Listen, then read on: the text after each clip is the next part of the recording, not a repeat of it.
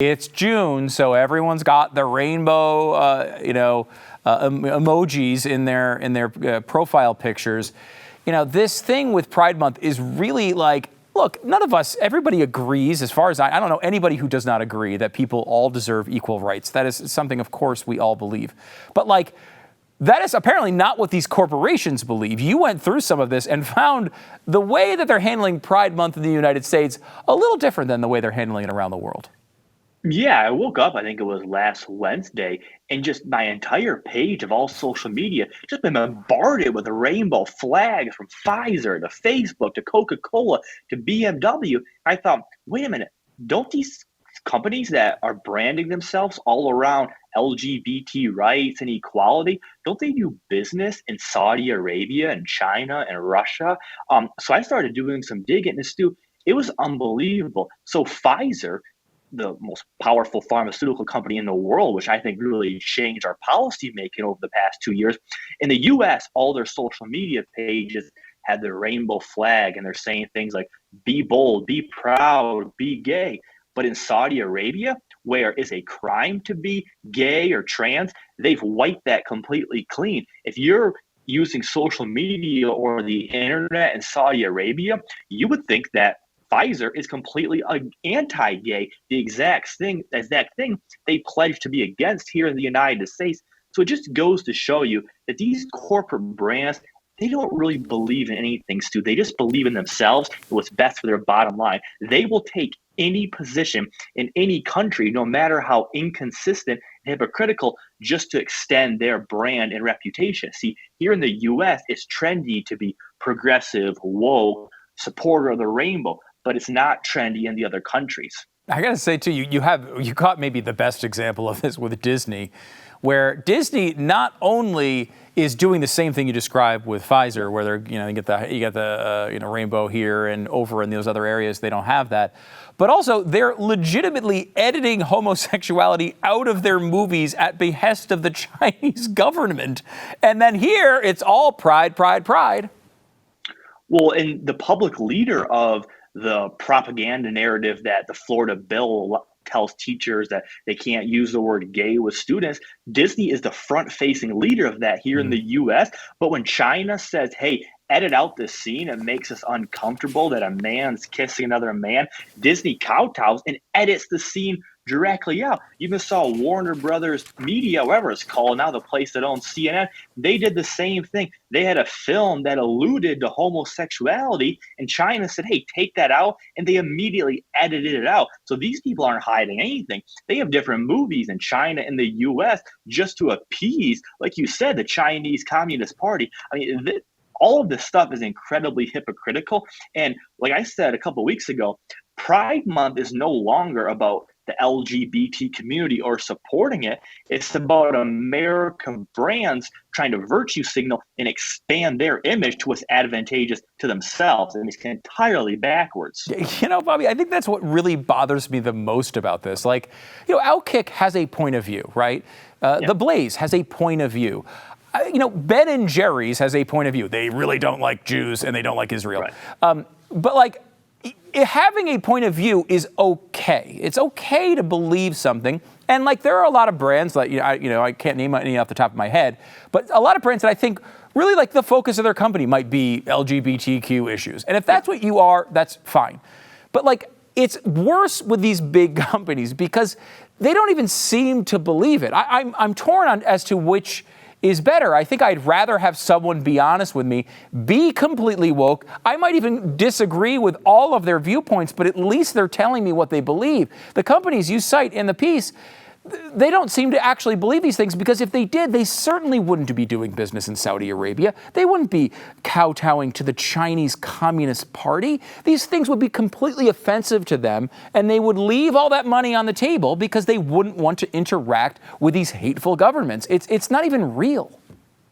Yeah, it's so well said. And this goes back to why I've long defended Rachel Maddow, someone I don't agree with on any stance. But Rachel Maddow is open about her biases. She says, I'm an opinionist, I lean left, and I despise the GOP. I respect that. If you're going to be honest, I respect your opinion and your bravery to say that. My issue is these celebrities and quote unquote activists and influencers and Instagram models that all of a sudden have now become politically positive and jumping into all these discussions because now they think it's important for them, for their brands to be politically active. And it's just like you said, they don't really believe in any of this stuff. I mean, you saw last night an ESPN commentator call the Tampa Bay Rays bigots for not carrying the gay pride flag on their jerseys. And there was old tweets showing that Sarah Spain, the host who said that, she was never for the LGBT community. So these people are changing their opinion. They're involved in not with the times, but what's best for their brand. So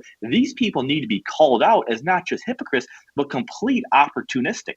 It really is. It seems to be pretty clear. We had Jonathan Isaac on the show yesterday. Yeah. Here's a guy who takes a stand for what he believes in. You know, whether you agree with all of his stances or not, it's something you can respect. And I don't mind somebody being on the left and saying things that I disagree with. I can handle that. I can't handle the dishonesty. Bobby, when you go through these times when the mob is saying you do one thing. I remember going back to the BLM times in 2020 when everyone was posting just blacked out their pictures or something for the day. There was some trend that was going around. I think it was Instagram. And everybody was doing it. People that I follow that were, conservative were doing it. And obviously, everybody understands, what happened with George Floyd. But it's not about that. It's about the virtue signaling. Why do people to feel the need to fold to these mobs? Why don't they stand up and say what they really believe?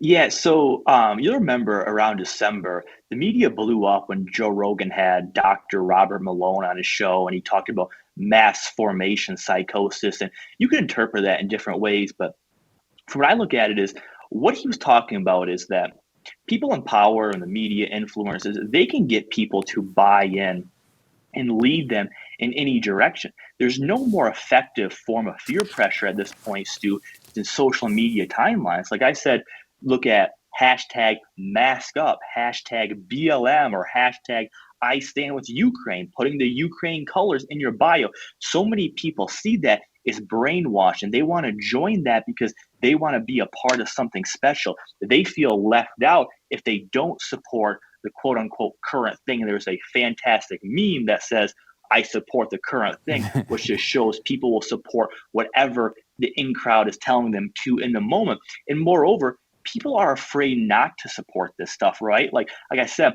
I don't think most Americans care about putting their preferred gender pronouns in their bio, but it's awfully hard to call somebody anti-gay if they have those in those bios. It protects them. Most people don't support the BLM rioters, but pretending they do and putting the BLM fist on their Twitter page, it makes it much harder to say, hey, that guy is racist. Wait a minute, you can't call me racist. I support BLM. So it's cowardice. And they look at these as protective shields. I mean, I go back to I stand with Ukraine. All that is to show people, hey, don't accuse me of rooting for Vladimir Putin, as bizarre as that is. That's what this is all about. People were afraid that you were going to say, oh, that guy's a supporter, a sympathizer of Vladimir Putin. Nope, no, I'm not. I stand with Ukraine in my bio. All of this is a farce. Yeah, we have the mugs and T-shirts that say wokeness is weakness, and it's like that is really what it is. It's like there are people who really I know I have a friend whose wife is Polish, and he went over to Poland to serve the Ukrainian refugees coming across the border.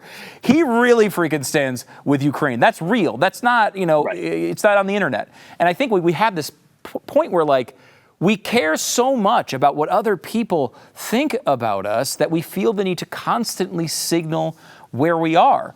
I love what you said about the current thing, because that is really where people are right now. I hope, Bobby, in your bio, I'm going to go check as soon as we get off the air here, but I hope in your bio you are supporting the current thing, which is the first transgendered cheerleader is coming to the NFL. Justine Lindsay is going to be a Carolina Panthers cheerleader. I assume you have front row tickets for the first game.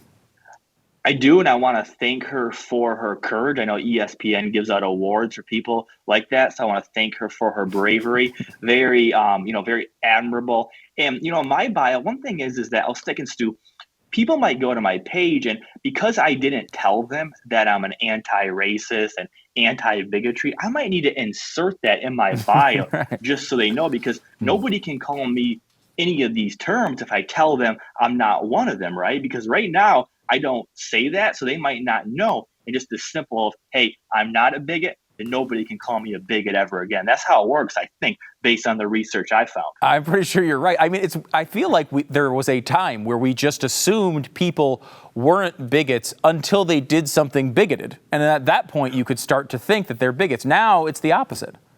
Well, in corporate America, especially in the media and these big television roles, people need to prove that they're not racist. The default is that white guy's probably racist. He needs to prove to us that he's not racist. Like you said, at one time it was, well, if you do or say something racist, we'll call you a racist. Now it's like, well, that guy is white, he's conservative, he ought to be a racist. He better show us that he's not. Think how backwards that is. It really is. Bobby Burack is covering this stuff all the time. He's got another great piece about CNN when you get a chance to get to, but you should check it out because CNN might be having some interesting changes in their lineup coming up soon. Bobby Burack, he's a columnist for Outkick. Bobby, thanks for coming on the program, man.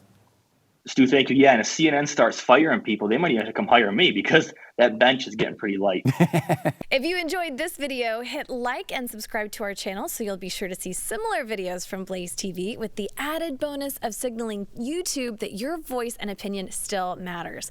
And if you're looking for more great conservative content, check out one of the 2 videos suggested here.